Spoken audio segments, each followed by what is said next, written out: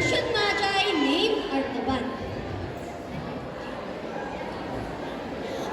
Long ago, in the city of Ekbatana, there lived a man named Artaban.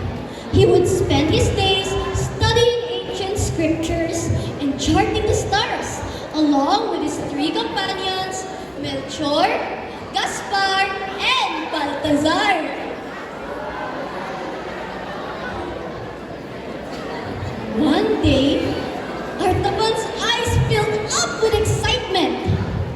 Oh my God!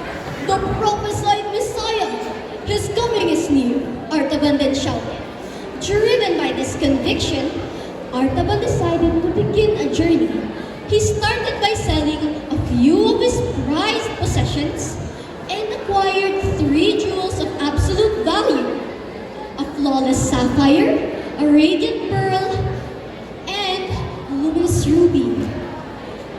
Jewels fit for a king. Before he started his journey, he invited 9 of his noble friends.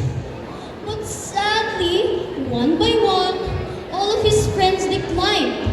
Only his wisest and oldest friend gave him words of encouragement for his journey.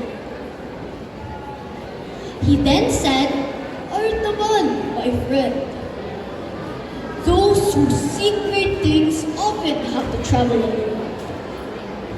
That very same night, Artaban then noticed something as he gazed upon the heavens.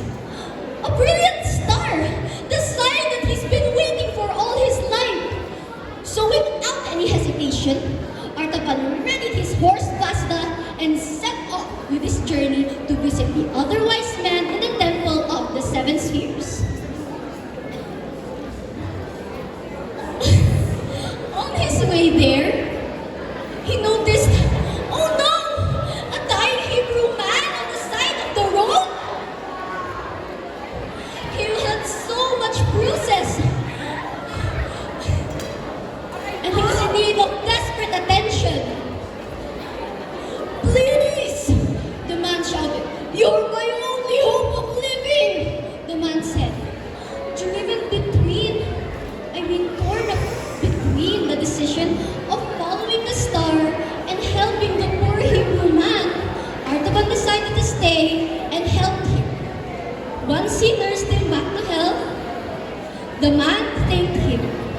And as a token of appreciation, he told him that Jesus will be born there in Bethlehem. Artaban then continued his journey. But when he went to the meeting place, all of the other wise men already went. Aww.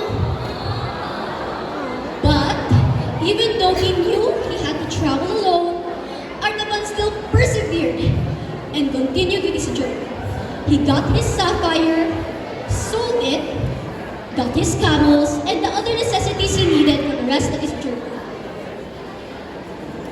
He traveled and traveled and traveled, but finally, he reached Bethlehem. But when he arrived in Bethlehem, he was told that the Holy Family has already fled to save themselves from the wrath of King Herod. A mother nearby, hearing his story, told her tale. My son, they killed everything. It's only my son that's left. But mid-conversation, oh my gosh, the stomping of Roman soldiers came along the streets. Please, please, sir, help my child, the woman shouted. So, Artaban blocked the doorway and talked to the soldier.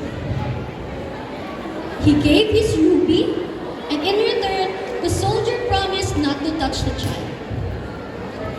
Years and years and years passed by. He's old, his hair is already gray, but his spirit still remains. He learned from the ancient scriptures that he would meet Jesus through the poor and those who are under pressure. So, after a while, it's the time. he finally arrived to Jerusalem for the Passover. As he was on his way, he saw a lot of soldiers dragging a Parthian girl. The girl then shouted, "Sir, help me! Please, don't let them sell me!" But so, Artaban was filled with guilt. He really wanted to use the pearl to ransom Jesus from his death. But in the end, he gave it to the soldiers for the life of the girl. Suddenly, an earthquake appeared and Artaban was hit. As he lay on the ground, he thought to himself, "Lord, I have forsaken you. I haven't given him my gifts, nor met Jesus myself."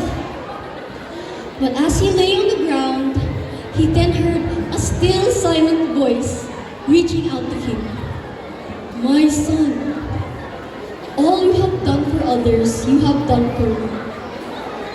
Hearing that, Artaban was finally able to